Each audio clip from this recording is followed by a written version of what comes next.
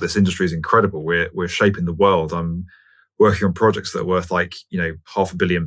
Process of construction from, region to region all around the world, I'm sure it changes so much. What would be the difference between the way they would build in Japan versus the way they might build in the UK or even in the US? There are some differences you get in the actual construction product. So, there are some areas where flood defense and earthquake protection has to be really thoroughly thought about. So there's products I've seen built in the UK that take one approach, that then take a completely different approach in Japan, where there is that earthquake consideration to factor in.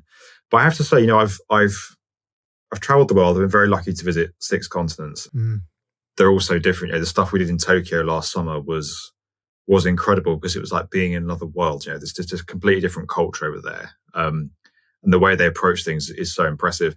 The undersea tunnel that we went to go and see in Germany was pretty incredible. They're building these prefabricated tunnel segments that are like buildings, big buildings in their own right, that are then going to float and drag out to sea and sink onto the ocean floor. That was incredible. The one that really did get me was the dam replacement project we did in Switzerland, just because it had everything. It was an incredible remote location. You were up in the Swiss Alps. The scenery was absolutely breathtaking. And you had this construction crew up there building a new dam in front of an old dam, the 130-year-old dam that was cracking and needed replacing. And just the engineering they were pulling off in that context was extraordinary. They only get to work for 4 months a year because the winters are so intense up there. The snow is so deep, they just can't build during most of the year. So they have a 4-month summer, they have to hit this project. And there's helicopters flying concrete up.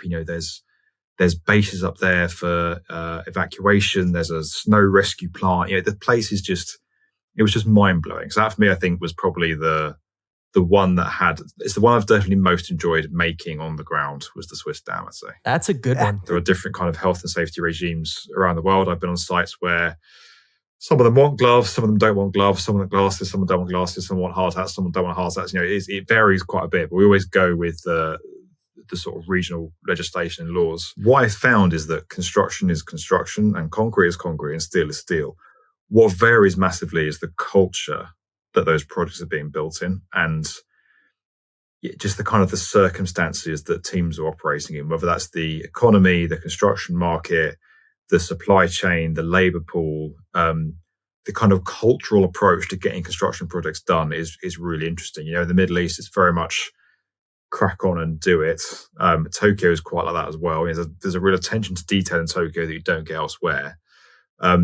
The US, I find, sorry to say this, but the US I find quite slow outside of private developments. I think public developments are excruciatingly slow. And then Europe's kind of somewhere in the middle. Like Europe does get stuff done, but it can take a very long time.